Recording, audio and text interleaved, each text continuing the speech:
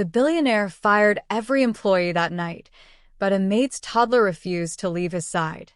Alexander Chin stood at the floor-to-ceiling windows of his Manhattan penthouse, watching the city lights blur through the amber liquid in his crystal glass.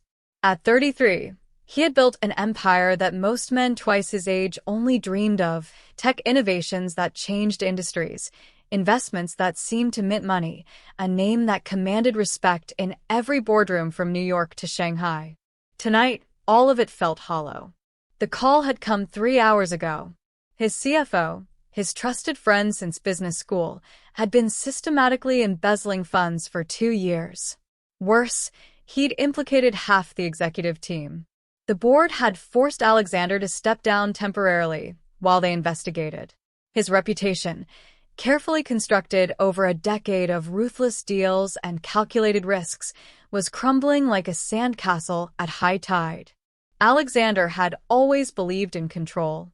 Control over his emotions, his business, his life. His father had taught him that vulnerability was weakness, that sentiment had no place in the world of billion-dollar deals.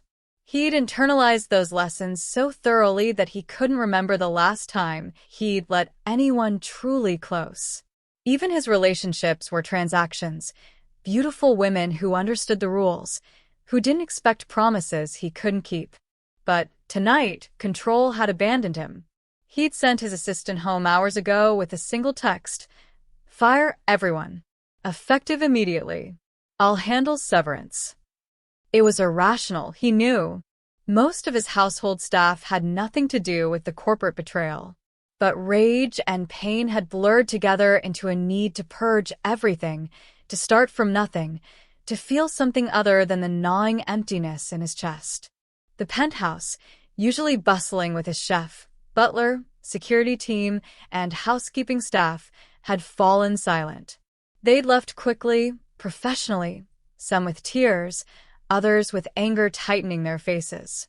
He'd watched them go with cold indifference, pouring himself another drink he didn't want but couldn't stop reaching for. That's when he heard it, the soft patter of small feet on marble floors. Alexander turned from the window, his vision slightly unfocused from the whiskey. A tiny figure emerged from the hallway leading to the service quarters, illuminated by the city glow filtering through the windows. A little girl, no more than 3 years old, wearing pajamas decorated with cartoon stars and moons. She had dark curls that bounced as she walked, and eyes that seemed too large for her small face.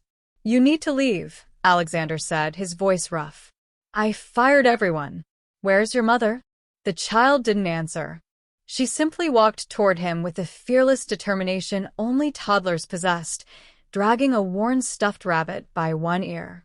When she reached him, she stopped and looked up, her head tilting to study his face. "Sad," she announced with the blunt honesty of childhood. "You crying?" Alexander realized with a start that his cheeks were wet. He roughly wiped his face with the back of his hand. "I'm not crying. And you need to go home." "This is Rosie," the little girl said, holding up her stuffed rabbit. "She helps when sad." Before Alexander could respond, the child's mother appeared, breathless and panicked. Elena Martinez had worked as one of his housekeeping staff for 8 months. He'd barely noticed her beyond approving her hiring, just another efficient, quiet presence who kept his vast home running smoothly. "Sophie." "Oh my God, I'm so sorry, Mr. Chin." Elena rushed forward, her accent, he thought maybe Colombian, thickening with stress. "I was packing our things in the staff room. I thought she was asleep. We're leaving right now." "I'm so sorry." Elena was 28.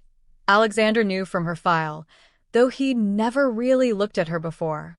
She wore simple clothes, jeans and a sweater, and her long dark hair was pulled back in a practical ponytail. There were shadows under her eyes that spoke of exhaustion, but her face held a warmth that seemed foreign in his cold, chrome and marble world. She reached for Sophie, but the little girl shook her head stubbornly and pressed closer to Alexander's leg. "No, Mama," he said. "Rosie helps." "Sophie, please." Elena's voice cracked with embarrassment and fear. Mr. Chin doesn't want. It's fine, Alexander heard himself say, though nothing about this was fine. He should want them gone. He should escort them out himself. Instead, he found himself staring at this child who had somehow seen through the armor he'd spent 33 years perfecting. Sophie tugged at his pant leg with surprising strength. Sit down. You too big up there. Against every instinct, against every lesson his father had drilled into him, Alexander found himself lowering to the floor. The marble was cold through his expensive suit pants. Sophie immediately climbed into his lap, settling there as if she belonged, and pressed her stuffed rabbit into his hands. Rosie is very soft, Sophie explained seriously. When I'm sad, I hold Rosie and Mama sings. Mama sings good. Elena stood frozen, clearly torn between pulling her daughter away from the volatile billionaire who'd just fired his entire staff and not wanting to upset Sophie further. Her hands twisted together nervously. We'll go, Elena said quietly. I just need to get our bags from. Why are you still here? Alexander asked, his voice lacking its usual edge. Everyone else left an hour ago. Elena's chin lifted slightly, a flash of pride beneath the fear. We live here, Mr. Chin. You provided staff housing as part of my contract. In the basement apartment. I have nowhere else to take Sophie at 11 o'clock at night. I was packing our things and looking for somewhere we could go. But the shelters are full, and I can't afford a hotel until I get my severance check, and I didn't want to wake Sophie, but... She stopped, seeming to realize she was rambling. Her cheeks flushed. We'll be out of your way in 20 minutes. I promise. Alexander looked down at the child in his lap, who had taken his large hand and placed it on the rabbit's soft fur. Sophie was humming tunelessly, completely unconcerned with the adult tensions swirling around her. When was the last time someone had simply sat with him like this, expecting nothing, offering only presence? It's late, he said finally. You can stay tonight. Leave in the morning. Mr. Chen, I don't think. I'm not debating this, Ms. Martinez. Some of his usual authority crept back into his voice. It's late, your daughter is tired, and I'm not putting a child out on the street at this hour. You can leave in the morning. Elena hesitated, then nodded. Thank you. That's very kind. Kind. When was the last time anyone had called him that? Alexander almost laughed at the absurdity of it. Sophie yawned, a huge jaw-cracking yawn that made her look even smaller. She leaned against his chest, her warm weight settling into him like she'd done this 1,000 times before. Story now, she mumbled sleepily. Sophie, no, Elena started. But Alexander found himself saying, what kind of story? And just like that, the worst night of his life took a turn he never could have predicted. Alexander Chen had attended Harvard at 16, built his first $1 million company at 22, and negotiated deals with some of the shrewdest minds in global business. None of that had prepared him for telling a bedtime story to a 3-year-old. Once upon a time, he began awkwardly, still sitting on his penthouse floor with Sophie curled in his lap, there was a dragon. A nice dragon? Sophie asked, her dark eyes suddenly alert despite her obvious exhaustion. Sure. A nice dragon. What's the dragon's name? Alexander searched his mind, which usually held thousands of data points and business strategies, and came up completely blank. Bob. Elena made a sound that might have been a suppressed laugh. She'd lowered herself to sit on the floor nearby, clearly ready to snatch Sophie away at the first sign of his patience running out. Alexander felt her watching him, probably wondering what kind of man fired his entire staff in a fit of rage and then sat on the floor telling stories about a dragon named Bob. Bob is a silly name for a dragon, Sophie pronounced solemnly. Dragons should have big names. Like Thunderwings. Thunderwings, Alexander repeated, finding the corners of his mouth twitching despite everything. Okay. Once upon a time, there was a dragon named Thunderwings. For the next 20 minutes, Alexander discovered that telling stories to Sophie was like negotiating a deal where the other party kept changing the terms. Thunderwing started as a dragon, became a dragon who could turn into a butterfly, then needed a best friend who was a talking cloud, then needed to save a princess who was actually a superhero and didn't need saving but appreciated the thought. Elena had relaxed slightly, though she still watched him with cautious eyes. Alexander noticed details about her he'd never observed before. The calluses on her hands from hard work, the way she kept one hand always within reach of her daughter, the protective instinct that radiated from her even as exhaustion lined her face. "Where's Sophie's father?" Alexander found himself asking during a lull in the story, while Sophie debated whether Thunderwings should have purple or blue scales.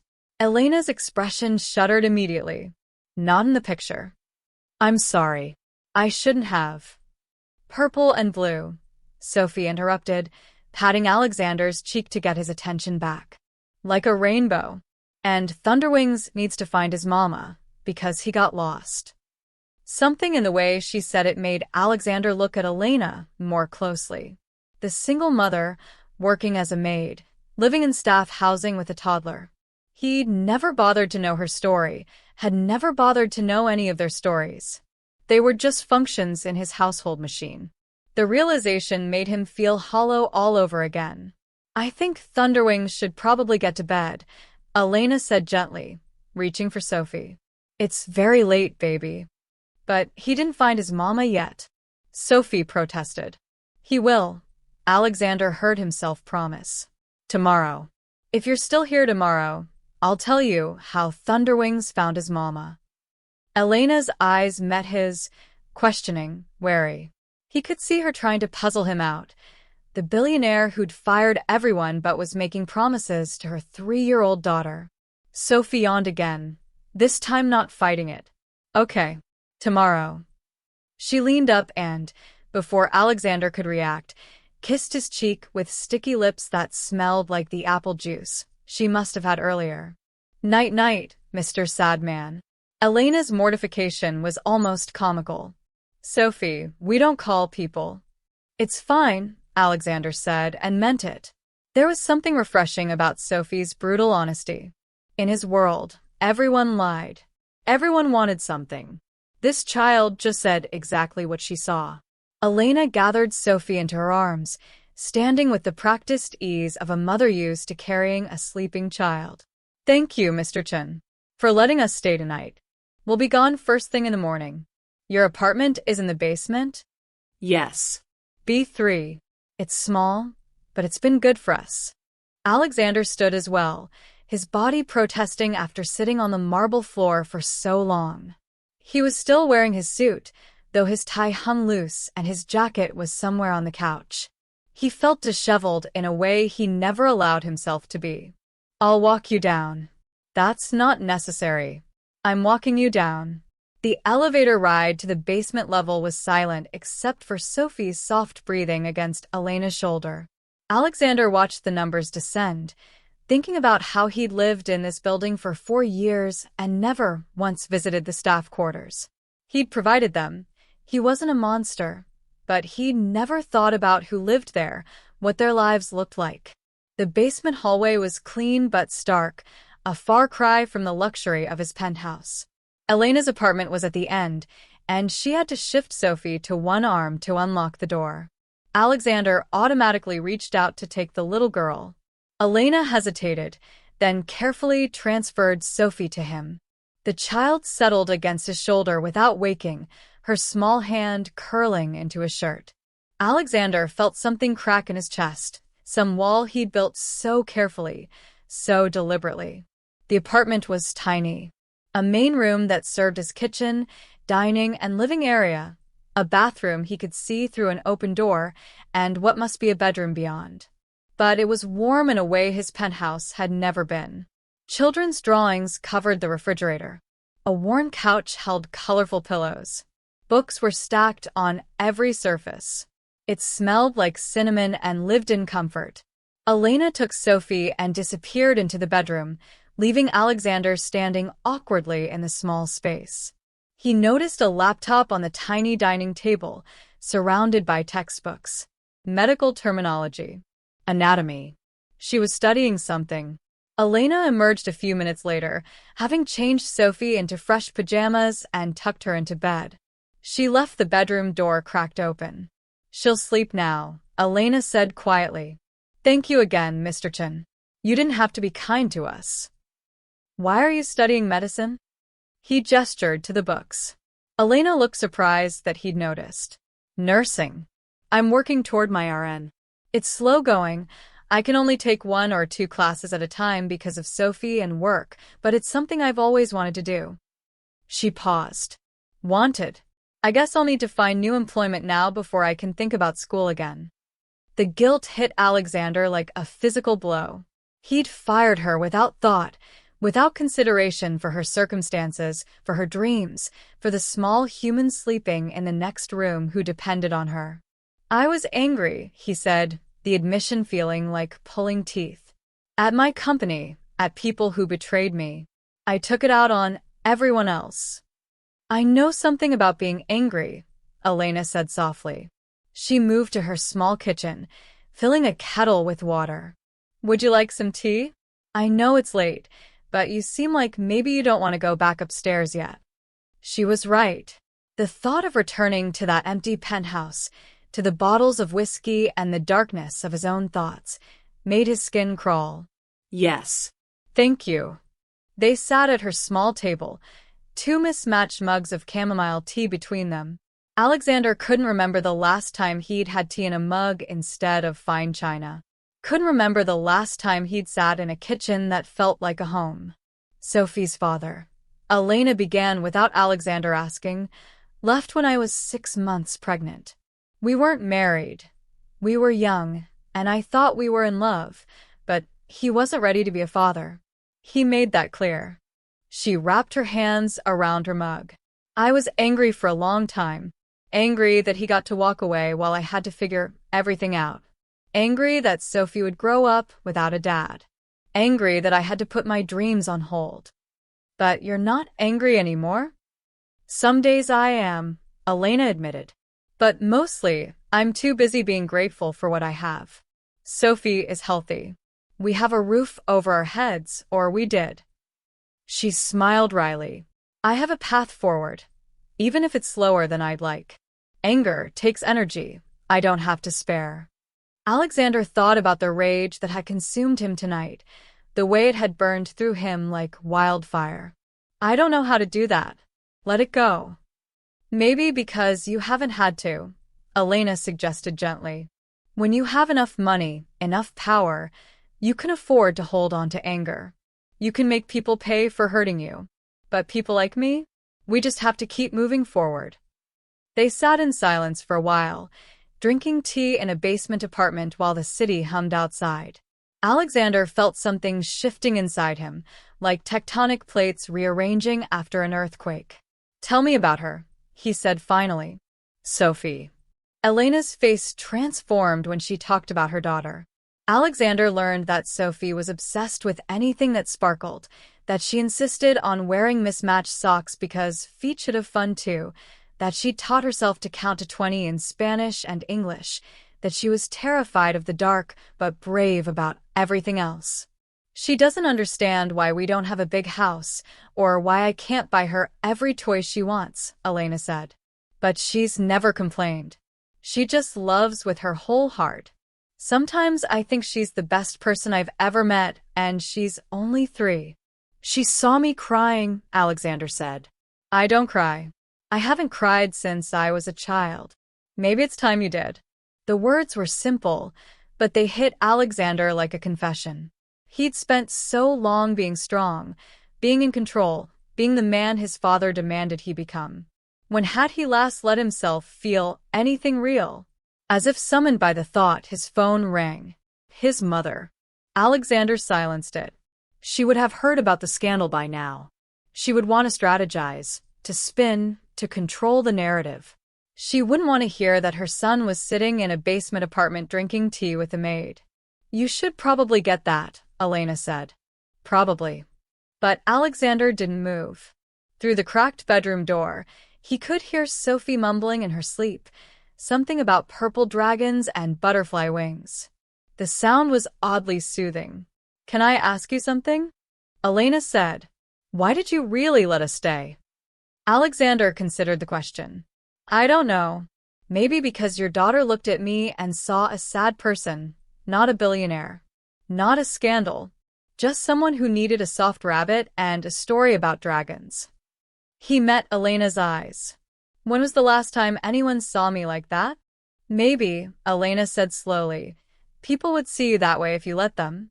It was nearly 3 in the morning when Alexander finally returned to his penthouse. But he left with a promise to return in the morning to finish the story about Thunderwings. And for the first time in hours, he felt like maybe the world hadn't completely ended. Maybe, he thought as the elevator climbed toward his empty home, it was just beginning. Alexander woke at 6 a.m. with a pounding headache and the distinct feeling that his life had veered wildly off course. For a moment, lying in his king-sized bed with its Egyptian cotton sheets, he convinced himself that last night had been some stress-induced fever dream. He hadn't really fired his entire staff. He hadn't sat on the floor telling stories to a 3-year-old. He hadn't spent an hour drinking tea in a basement apartment, talking to a woman whose last name he'd barely known 24 hours ago. Then he saw the stuffed rabbit on his nightstand. Sophie had insisted he borrow Rosie for the night, and reality crashed back. His phone showed 47 missed calls and over 100 unread messages. His mother, his lawyer, board members, journalists. The business world was having a field day with the Qin Empire's implosion, and here he was, holding a worn stuffed rabbit that smelled faintly of baby shampoo and something sweet he couldn't identify. Alexander should have been making calls, doing damage control, strategizing his comeback. Instead, he found himself in the shower thinking about a little girl who thought dragons should have rainbow scales and a woman who was working herself to exhaustion while trying to build a better future. By 7 a.m., he was dressed casually, jeans and a sweater, clothes he usually only wore on private jets, and standing outside Elena's apartment door with a bag of pastries from the only bakery in a 10-block radius that was open this early. He felt ridiculous. Billionaires didn't make breakfast runs. They had people for that. Except he'd fired all those people. Elena answered the door in a bathrobe, her hair damp from the shower, eyes wide with surprise. From inside the apartment, Alexander could hear morning cartoons and Sophie's delighted laughter. Mr. Qin? It's 7 in the morning. I brought breakfast. He held up the bag awkwardly. And I promised Sophie I'd finish the story about Thunderwings. Elena stared at him like he'd grown a second head. Behind her, Sophie appeared, still in her star and moon pajamas, dragging Rosie Mark II. Apparently there was a backup rabbit. Mr. Sadman. Sophie's face lit up like Christmas morning. You came back. I promised, didn't I? Sophie launched herself at his legs, hugging him with the uncomplicated enthusiasm of childhood. Alexander found himself patting her curly head, this gesture of affection feeling foreign, but not unwelcome. Sophie, let Mr. Qin breathe, Elena said, but she was smiling slightly. Would you like to come in? The apartment looked different in morning light, still small, still cramped, but warm and lived in. Sophie immediately dragged Alexander to the couch, which barely fit 2 adults, but somehow accommodated a billionaire and a toddler as she climbed into his lap. Story first or breakfast first? Sophie demanded. How about both? Alexander suggested. I brought chocolate croissants. I love chocolate. Sophie's never met a sweet she didn't love, Elena said, bringing plates from her tiny kitchen. She'd pulled her wet hair into a ponytail and thrown on jeans and a sweater. Without makeup, with her face scrubbed clean, she looked younger than 28. You really didn't have to do this, Mr. Qin. Alexander, he said. If I'm going to be sitting in your living room at 7 a.m. telling stories about dragons, you should probably call me Alexander. Elena's eyebrows rose, but she nodded. Alexander, then. And I'm Elena, though I guess you knew that. They ate breakfast while Alexander picked up the story of Thunderwings where he'd left off. With Sophie's elaborate input, The dragon's quest to find his mother became increasingly complex, involving a wise owl named Professor Hoot Hoot, a river made of starlight, and a magical forest where the trees could sing. Alexander discovered that making up stories wasn't so different from creating business pitches. You just had to engage your audience, anticipate their questions, and adapt on the fly. Except Sophie was a much more demanding audience than any venture capitalist. But why couldn't Thunderwings just fly over the singing trees? Sophie asked, chocolate smeared on her cheek. Because the trees were so tall they reached into the clouds, Alexander improvised. And Thunderwings was afraid of heights. A dragon afraid of heights? Elena laughed, the sound unexpected and warm. That's a new one. Everyone's afraid of something, Alexander said, looking at Sophie's rapt face. Even dragons. The story eventually ended with Thunderwings finding his mother, who had been looking for him all along. They'd just been searching in different places. Sophie made Alexander repeat the reunion scene 3 times, seeming to need the reassurance that they'd found each other. When the story was done, Sophie yawned hugely despite it only being 8 in the morning. Nap time? She asked hopefully. You just woke up, Elena said, laughing. But we can have quiet time while Mama gets ready for her. She stopped, her face falling. I guess I need to start looking for new jobs today. The reminder hit Alexander like cold water. He'd fired her. He'd fired all of them. And while he'd been sitting here playing house, 20 people were probably frantically searching for new employment, wondering how they'd pay their bills. I need to talk to you about that, Alexander said. Sophie, do you think Rosie would like to watch cartoons for a few minutes while I talk to your mama? Sophie considered this gravely, then nodded. Rosie loves Bluey. Once Sophie was settled with her show and backup rabbit, Elena led Alexander to her small kitchen area, far enough from the living room that they could talk quietly. I want to hire everyone back, Alexander said without preamble. Elena blinked. What? Last night, I was angry and hurt, and I made a terrible decision. I want to hire everyone back, including you, with a raise and a formal apology. Alexander, that's generous, but you can't just. I can, actually. It's my house, my staff, my mistake to fix. He ran a hand through his hair. I'm not good at admitting when I'm wrong. My father taught me that showing weakness in business is fatal. But this wasn't business. This was people's lives, and I treated them like collateral damage in my own drama. Elena leaned against her small counter, studying him. What changed between last night and this morning? Sophie, Alexander said simply. Your daughter looked at me and saw someone who needed help, not someone she could use or fear. She just wanted to make me feel better. And you were kind when you had every right to slam the door in my face. He met her eyes. I've spent my whole life surrounded by people who want something from me. Money, access, status. You two are the first people in years who just saw me. We still need things from you, Elena pointed out gently. I need a job. A place to live. I need stability for my daughter. I know, but you didn't lead with that. You led with tea and honesty and letting your daughter share her rabbit with a stranger. Alexander found himself smiling slightly. Besides, I made a promise to finish the story. Can't do that if you're gone. Elena shook her head, but she was smiling too. You're a strange man, Alexanderchen. I'm beginning to think that might not be a bad thing. The rest of the morning passed in a blur.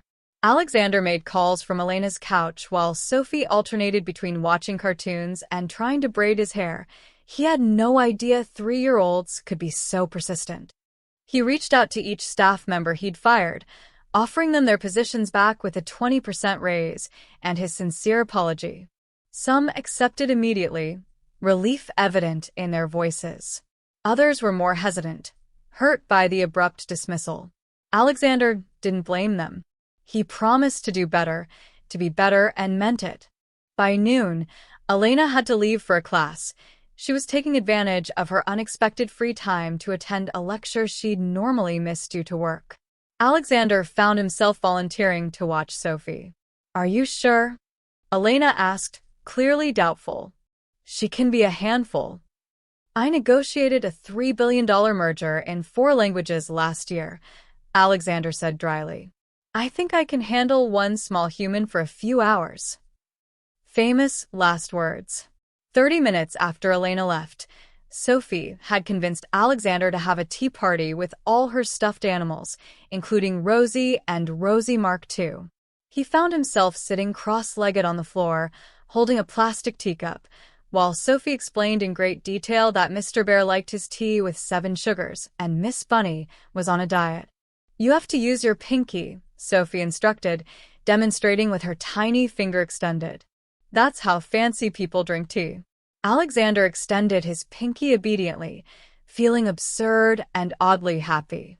When was the last time he'd done something this silly? This pointless? This completely divorced from productivity and profit margins? "Am I doing it right?" he asked seriously. Sophie examined his form critically. "Better. But you need to smile more. Tea parties are happy." "I'll work on it." After the tea party came a dance party, apparently essential after tea, which involved a lot of spinning and giggling and Alexander attempting to remember any dance moves that weren't the stiff formal steps he'd learned for charity galas. Sophie found his efforts hilarious. "You dance like a robot," she declared, dissolving into giggles. "I do not dance like a robot. Beep boop boop." Sophie imitated his stiff movements, and Alexander couldn't help laughing. They built a fort out of couch cushions and blankets, creating what Sophie deemed the best castle in the world. Inside the fort, by phone light, Sophie made Alexander tell another story, this time about a princess who saved the dragon instead of the other way around. "Because girls are strong too," Sophie informed him matter-of-factly. "Girls are very strong," Alexander agreed, thinking about Elena juggling work and school and single parenthood. Somewhere in the middle of the afternoon, surrounded by blankets and stuffed animals, with a 3-year-old's head resting on his shoulder as she drifted off for her nap, Alexander had an epiphany. This feeling, this warmth, this contentment, this sense of mattering to someone for no reason other than being present, this was what he'd been chasing his whole life. Not money, not power, not his father's approval. Just this. Connection. Purpose beyond profit. When Elena returned that evening, she found them both asleep in the blanket fort, Sophie curled against Alexander's chest, his arm around her protectively. She stood in the doorway of her small apartment, textbooks in hand, and stared at the scene before her. The billionaire who'd fired her last night was asleep on her floor, holding her daughter like she was precious. His expression, usually so guarded and controlled, was peaceful in sleep. Elena's phone buzzed. A message from her classmate. "Did you hear? Alexander Chen's company scandal is all over the news. They're saying he might lose everything." She looked at the man in her living room, this strange, complicated person who'd spent his day having tea parties and building forts, who'd made her daughter laugh and given Elena her job back and seemed, despite all his wealth and power, fundamentally lonely. Whatever happened with his company, Elena thought, maybe Alexander Chen had already found something worth more than his empire. She just hoped he'd realize it before it was too late. The media storm hit like a Category 5 hurricane. By the end of the week, Alexander's face was on every business publication, every news site, every social media feed. The narrative was simple and brutal. Boy genius billionaire brought down by his own blind trust, empire crumbling, fortune evaporating. The board had formally asked for his resignation from his own company. His investors were fleeing. 3 major deals had collapsed overnight. Financial analysts were predicting total bankruptcy within 6 months. Alexander should have been devastated. A week ago, he would have been. But something had shifted. He'd moved most of his essential operations to his penthouse, working from home, while the corporate office descended into chaos without him. But several times a day, He found himself taking the elevator down to B3, ostensibly to check on the returning staff, but really to see if Elena and Sophie were home. Sophie had taken to running to the door when she heard his knock, greeting him with hugs and demands for stories. Elena had stopped looking surprised to see him, though she watched him with careful, assessing eyes, like she was trying to figure out what he was really after. If he was honest, Alexander wasn't entirely sure himself. "You're hiding," Elena said one evening. She'd invited him to stay for dinner, spaghetti and meatballs that Sophie had helped make, which meant there was sauce on every surface. They were sitting at her small table, Sophie chattering about her day at the daycare center Elena had enrolled her in now that she wasn't working full-time. "I'm strategizing," Alexander corrected, twirling pasta on his fork. "You're hiding," Elena repeated. "From your mother, your lawyers, your whole life up there." She gestured vaguely upward, toward his penthouse 30 floors above. Alexander set down his fork. "My whole life up there is falling apart. Everything I built is turning to ash. Why wouldn't I hide?" "Because you're Alexander Chen," Sophie piped up, tomato sauce on her nose. "Alexander Chen isn't scared of anything." "Where did you hear that?" Alexander asked, amused despite himself. "Mama's friend showed her a magazine with your picture. It said you were, what was it, Mama?" "A titan of industry," Elena supplied, looking embarrassed. "One of the most fearless businessmen of our generation." It was an old article. "Fearless," Alexander repeated bitterly. "That's what they wrote before they found out I was too stupid to see betrayal in my own company." "You weren't stupid," Elena said quietly. "You trusted people. That's not the same thing. In my world, it is." They ate in silence for a moment, Sophie oblivious to the heavy undercurrents, more interested in building a tower out of her meatballs. "Can I ask you something?" Elena said. "Why business? Why spend your whole life building this empire?" Alexander considered the question. No one had ever really asked him that before. It was just assumed he was smart, ambitious, from a wealthy family. Of course he'd build an empire. Alexander considered the question. No one had ever really asked him that before. It was just assumed he was smart, ambitious, from a wealthy family. Of course he'd build an empire. "My father," he said finally. He had this phrase he used to say, "Legacy is the only thing that outlasts death." He built his fortune from nothing, came to this country with $500 and turned it into billions. He wanted me to take what he built and make it bigger, better, more powerful. Alexander pushed his pasta around his plate. "He died when I was 25. A heart attack at his desk, working on a deal. His last words to me were about quarterly projections." Elena's hand covered his on the table, warm and real. "I'm sorry. I spent the next 8 years trying to prove I was worthy of his legacy. Every deal, every acquisition, every risk, it was all about being the son he wanted. Being someone he could be proud of." Alexander laughed without humor. "And now it's all falling apart, and I can't stop thinking that he'd be ashamed of me." "Or maybe," Elena said softly, "he'd be proud that you're learning there's more to life than quarterly projections." "Like what?" "Tea parties and blanket forts. Like being a person someone can actually care about." The words hung between them, weighted with meaning Alexander wasn't ready to examine too closely. Sophie broke the moment by knocking over her meatball tower, sending tomato sauce flying across the table. "Oops," she said, completely unrepentant. Later, after Sophie was in bed and the kitchen was cleaned, Alexander found himself still there, sitting on Elena's worn couch with a cup of coffee. This was becoming a habit, staying in this small basement apartment rather than returning to his vast, empty penthouse. "You should probably go home," Elena said, but she said it gently, without real conviction. "Probably," Alexander agreed, not moving. Elena sat beside him, tucking her feet under her. She'd changed into pajama pants and an oversized sweatshirt, her hair loose around her shoulders. She looked tired but peaceful in a way Alexander envied. Can I tell you something? She said. I looked you up.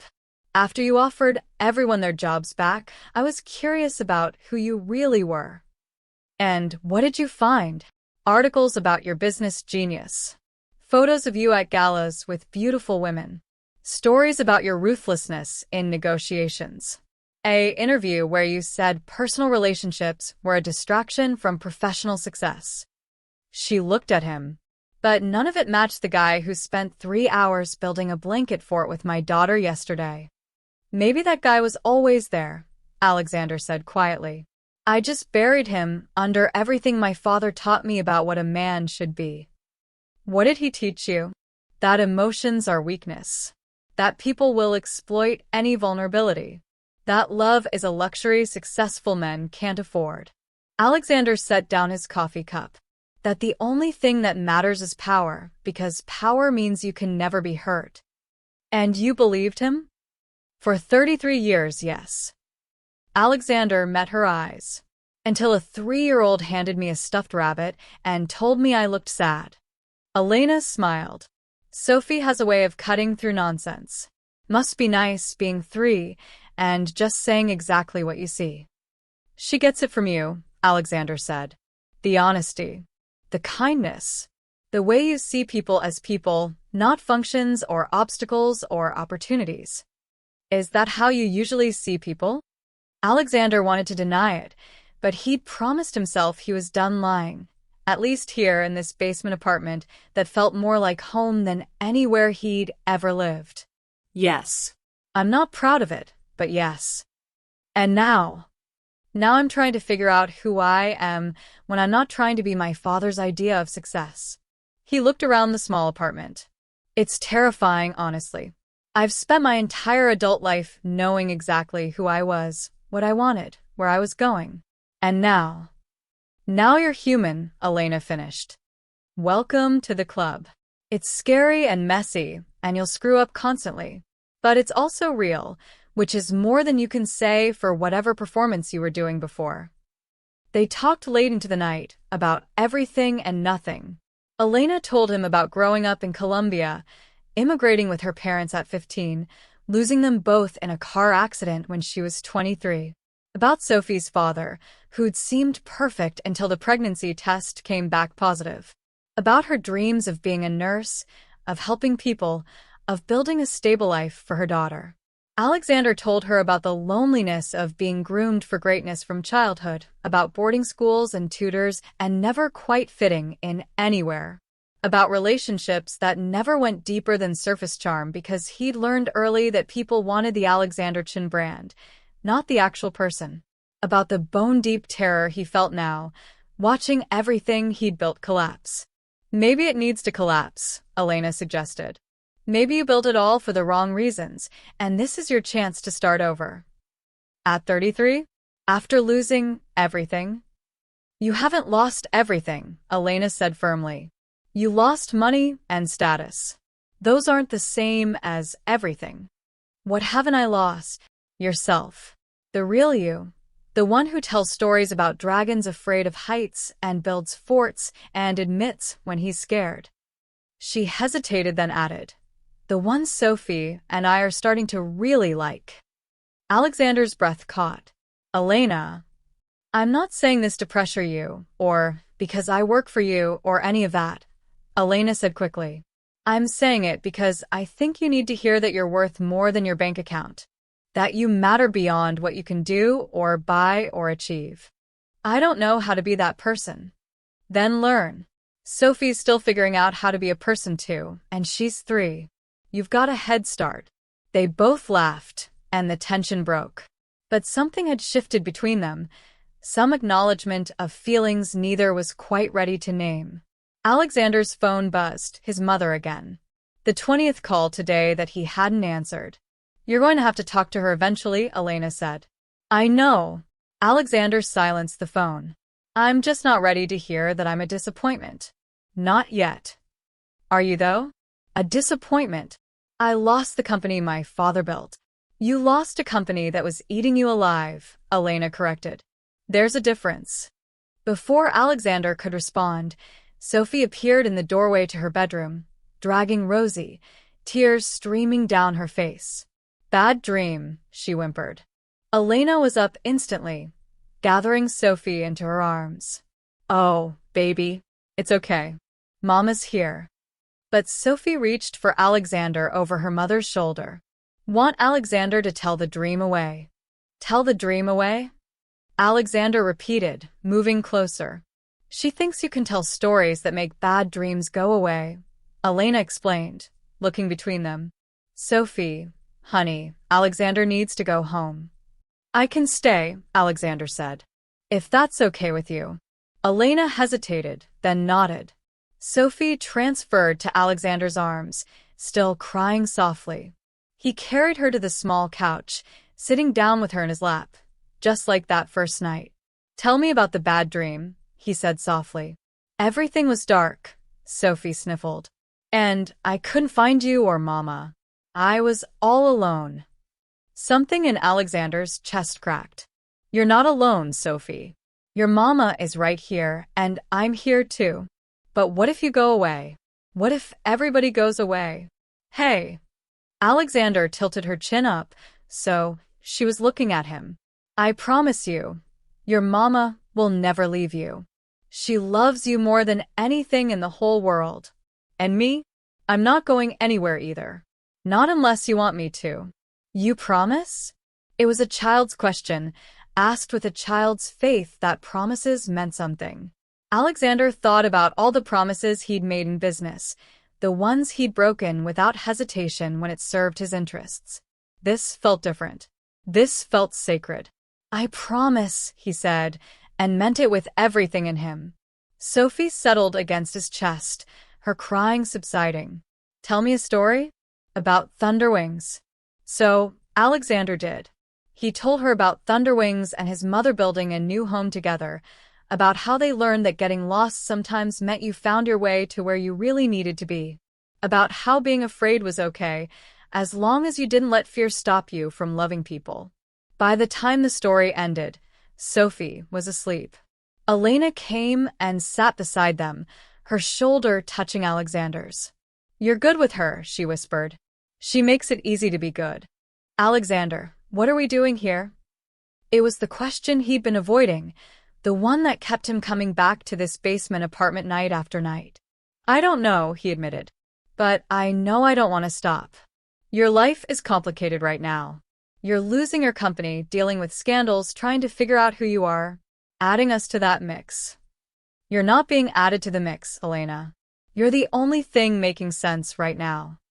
He looked at her, really looked at her. "I know it's fast. I know it's complicated. I know I'm probably the last person you should trust with your heart or your daughters. But I can't stop thinking about you both.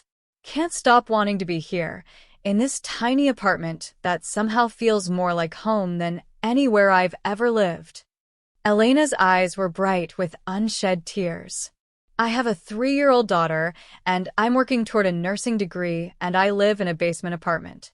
You're a billionaire who's probably going to be bankrupt in 6 months," Alexander finished. "Who doesn't have a clue what he's doing with his life.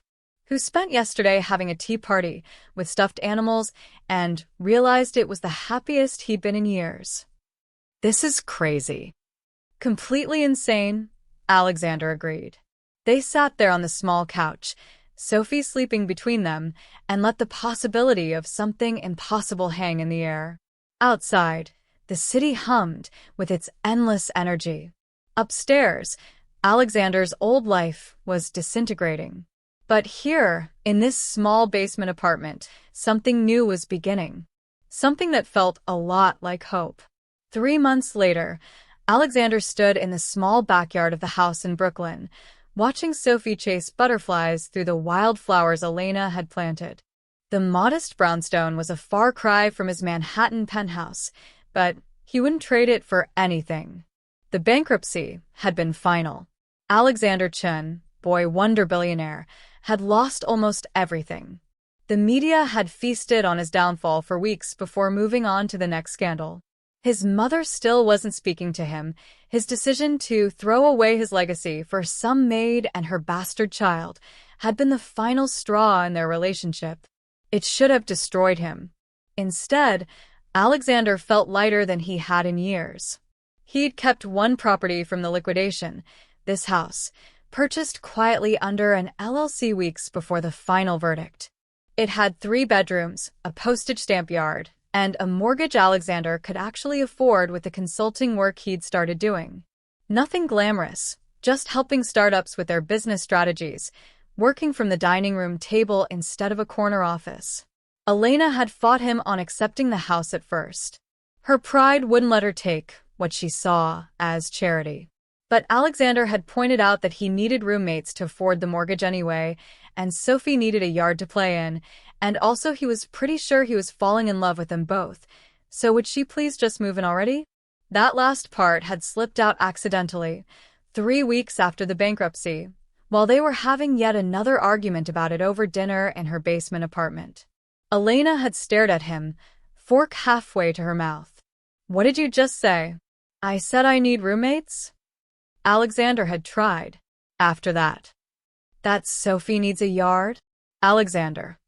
He'd put down his own fork, suddenly nervous in a way no boardroom had ever made him. "I said I'm falling in love with you. Both of you. And before you panic, I'm not expecting you to say it back or even feel the same way.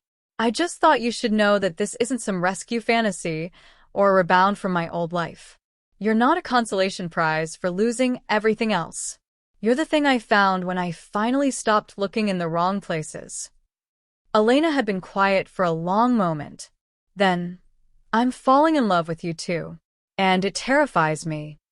"Join the club," Alexander had said, relief flooding through him. "I'm terrified constantly. But I'd rather be terrified with you than comfortable and empty without you." They'd moved into the brownstone 2 weeks later. Now, watching Sophie discover a ladybug with the same wonder she brought to everything, Alexander felt his phone buzz. A text from his former assistant, one of the few who'd stayed in touch. "Saw your LinkedIn update." Consulting? "Really?" He typed back. "Really? Turns out I'm good at helping people build things without needing to own them." Another text, this one from his lawyer. "Your mother called again. She wants to meet." Alexander pocketed the phone without responding. Maybe someday he'd be ready for that conversation. Today wasn't that day. "Alexander," Sophie called from across the yard. "Come see. It has spots." He crossed the small yard, crouching down to examine the ladybug crawling across Sophie's palm. She'd grown so much in 3 months, more confident, more talkative, more secure. She called him Alexander now instead of Mr. Sadman, though occasionally she'd pat his cheek and ask if he was happy today, with such earnest concern it made his heart ache. 7 spots, he counted. That means 7 wishes. "That's not how ladybugs work," Sophie said with the authority of a 3-year-old who'd recently learned a fact. "Are you sure?" "I'm pretty sure that's exactly how they work." "What would you wish for?" Sophie asked, ever practical. Alexander thought about it. 3 months ago, he would have wished for his company back, for his reputation restored, for everything he'd lost. Now? "I'd wish that your mom's nursing exam next week goes well, that you keep finding ladybugs, that we're all here together for a very long time." He paused. "What would you wish for?" "Ice cream," Sophie said immediately. "And a puppy. And for you to stay forever." "Well, 2 out of 3 isn't bad. We can get ice cream later, and I'm definitely staying forever. The puppy will have to discuss with your mom." "Discuss what with me?" Elena appeared from the house, carrying a tray with lemonade and cookies. She'd finished her nursing prerequisites and was starting the RN program in the fall. She still had the same warm smile, but the shadows under her eyes were gone. She looked happy. "Alexander," said, "we can get a puppy," Sophie announced, which was very much not what Alexander had said. "Did he now?" Elena raised an eyebrow at him, fighting a smile. "I said we discuss it," Alexander protested. "That's very different from saying yes." "But you didn't say no either," Elena pointed out. They sat in the grass, the 3 of them, eating cookies and drinking lemonade while Sophie chattered about her day at preschool. Alexander had enrolled her in a program near the house, one of many things Elena had finally let him help with after much negotiation about what was helping versus what was buying his way into their lives. Helping is offering to pick her up from school when I have class, Elena had explained. Buying your way in would be donating a new wing to the school, so she gets special treatment. Alexander was still learning the distinction, but he was trying. Later, after Sophie was in bed, Alexander and Elena sat on the small back porch, sharing a bottle of wine that cost $12 instead of $300. Alexander had discovered he couldn't actually tell the difference. I got a job offer today, Elena said quietly. Alexander's stomach dropped. Where? New York Presbyterian. It's just a nurse's aide position while I finish my degree, but it's good experience, good pay, good benefits. She paused.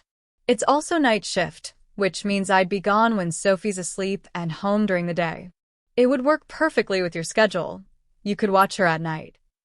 Of course I'll watch her, Alexander said immediately. Elena, this is amazing. Why do you look worried? Because it's another thing you'd be doing for us. Another way you'd be rearranging your life. And I keep wondering when you're going to wake up and realize you gave up everything for a woman and a kid who aren't even yours. Alexander set down his wine glass and took her hands. 3 months together, and they still hadn't quite worked through Elena's fear that he would leave, that this was temporary, that she wasn't worth what he'd given up. Can I tell you something? The day the bankruptcy was finalized, my lawyer offered me a way out. A shell company in the Caymans, hidden assets, enough money to maintain my old lifestyle. All I had to do was lie about a few things, betray a few people, become exactly the kind of man my father raised me to be. He squeezed her hands. I said no. Not because I'm some kind of saint, but because I'd already learned that having everything meant nothing if I was alone with it. I'd rather have this house, this life, you and Sophie, than all the billions in the world. You say that now. I'll say it every day for the rest of our lives if that's what it takes for you to believe me. Alexander pulled her closer. Elena, I'm not going anywhere. I'm not waking up one day and regretting this. If anything, I'm waking up every day grateful that I lost everything because it led me here. To a brownstone in Brooklyn with a mortgage and a 3-year-old who wants a puppy? To a home, Alexander corrected. To people who love me because of who I am, not what I have. To a woman who's brilliant and brave and beautiful, who calls me on my shit and makes me want to be better. To a little girl who thinks I hung the moon even though all I do is tell stories about dragons. He kissed her softly. This is everything, Elena. Everything that matters. She kissed him back, then pulled away with a smile. You're really good at speeches, you know that? Former billionaire. We're trained in persuasion. Is that what this is? Persuasion. No, Alexander said honestly. This is me hoping you'll eventually believe what I already know, that we're supposed to be here together, building something real. Later that night, Alexander lay awake in the bedroom he shared with Elena, listening to the unfamiliar sounds of a Brooklyn neighborhood. No doorman, no security system, no insulation from the real world. He could hear someone's TV through the wall, a dog barking down the street, the rumble of the subway a few blocks away. It was perfect. His phone lit up on the nightstand. His mother again. Against his better judgment, Alexander opened the message. Your father would be ashamed of what you've become. He should have felt the old spike of pain, the desperate need for her approval. Instead, he felt something like pity. His mother was still trapped in the same cage his father had built, still measuring worth in dollars and status. Alexander typed back. Dad died at his desk, working on a deal, with no one who truly loved him by his side. If that's what you call success, then yes, he'd be ashamed. But I'm learning to live with that. He hit send before he could second-guess it, then turned off his phone. Elena stirred beside him. Everything okay? Everything's perfect, Alexander said, and meant it. In the morning, Sophie burst into their room at 6 a.m., demanding pancakes and stories and attention. Alexander groaned. Elena laughed, and they stumbled to the kitchen together, a family in all the ways that mattered. While Elena made pancakes, Alexander had discovered he was a disaster in the kitchen. He helped Sophie set the table, listening to her rambling story about a dream she'd had about purple unicorns and flying cars. And then the unicorn said I could have 3 wishes, and I wished for pancakes and a puppy and for you and Mama to get married, Sophie announced cheerfully. Alexander froze mid-placement of a fork.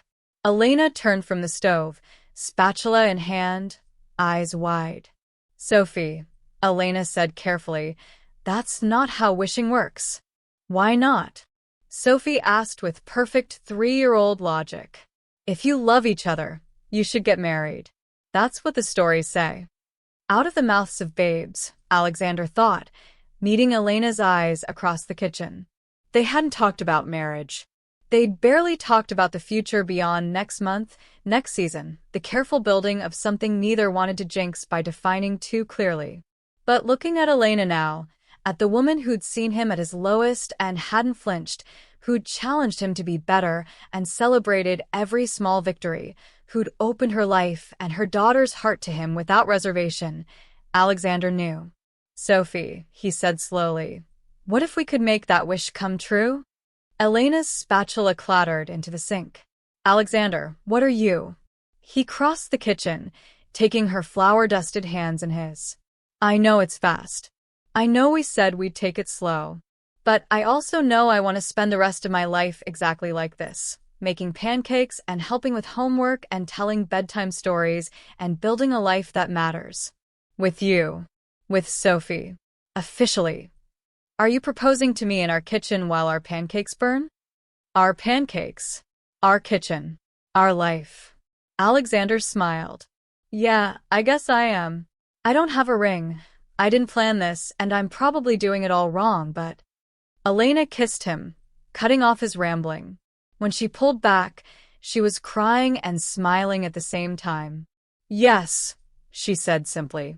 Yes to badly timed proposals and burnt pancakes and building a life together. Yes to all of it. Sophie cheered, clearly understanding that something important had just happened, even if the details were beyond her. Does this mean we can get a puppy now? Alexander and Elena looked at each other and laughed, the kind of laugh that shook loose all the remaining fear and doubt, leaving only joy. We'll discuss it, they said in unison, which made Sophie pout but also made them laugh harder. That afternoon, they walked to Prospect Park, the 3 of them, Sophie between them, holding both their hands. They didn't talk about wedding plans or timelines or any of the practical details.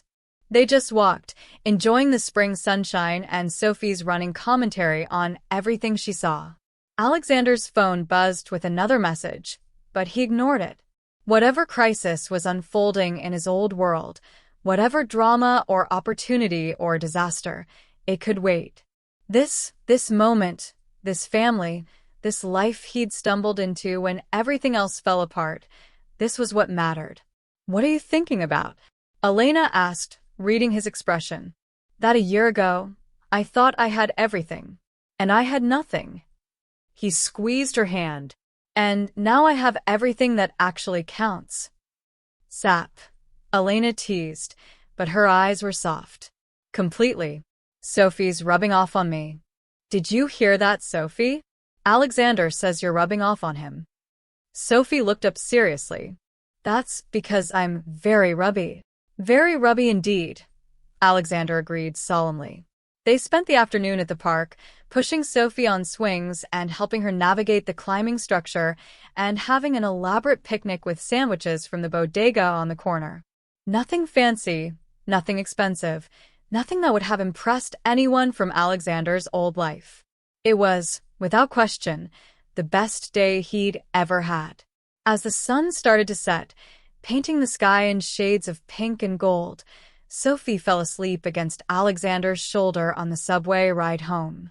Elena rested her head on his other shoulder, and Alexander thought about the strange, beautiful path that had led him here.